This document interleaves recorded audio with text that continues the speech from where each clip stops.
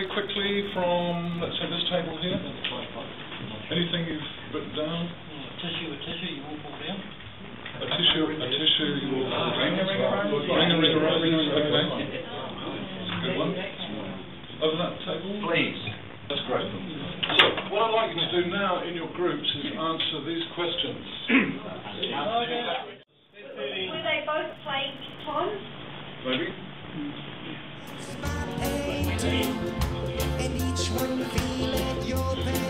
Okay. Why long dead, that's not long dead ones, but long dead rats, preferable to freshly dead ones. Taste easily. They taste better. More tender. More tender. No, speaking from experience. Please won't live on them because What are rats unable to do, and how has this been a blessing? regurgitate.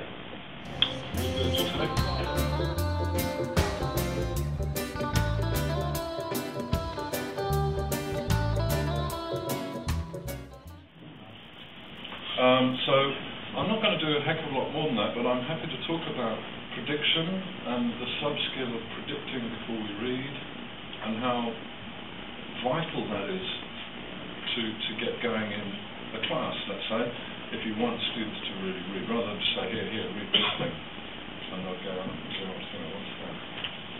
Can you give another example of that, say, more technical?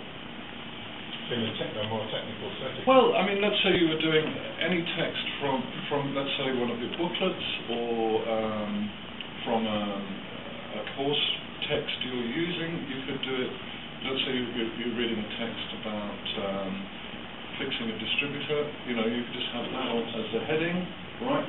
What do you expect to see in this text? What words do you expect? One, okay, what vocabulary? What other detail do you expect? So, you know, so students can bring their existing knowledge into the whole process, and it's a pat on the back for them as well, because they're not, you know, just, you know, there's no text where they'll learn, you know, where they don't know anything in it. Is the premise, really.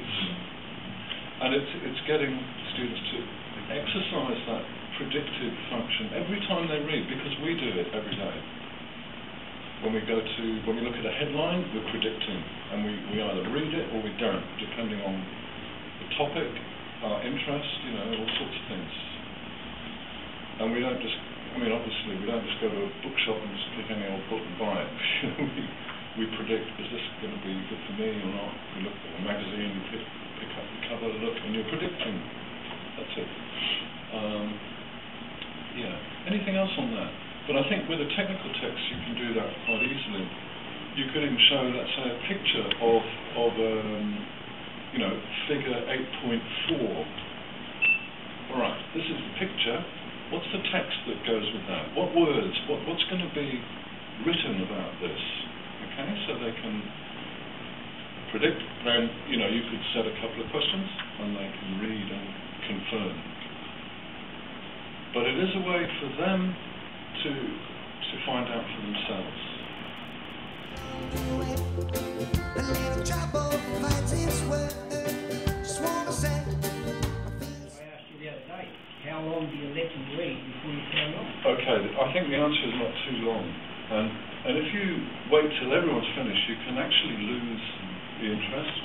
So there is a point where you need to keep a lesson pace going.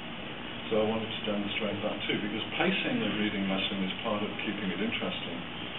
And if you wait, and the reality is that everybody in this room reads at a different rate. You know, whether it's your first language or second language, everybody will read at a different rate. And it's not a test, so it doesn't matter that, you know, you have all the answers correct.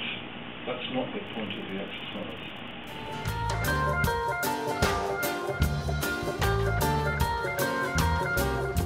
Yeah, you're right. Okay, so what I'm dealing with this is just the top end of the reading lesson. It's getting interest, getting students talking, bringing their knowledge in, But there are other stages that you do with the text. So you probably go into looking at the words, the meanings of the words, or the procedures, or the tools, or whatever it is in the text. So you would go into a lot more detail than we have today. But I was talking about, I'm really getting into that access point in the lesson. About 90% of the time when I do a first reading, I tell students it doesn't matter if they haven't finished, because what we're dealing with is usually general understanding.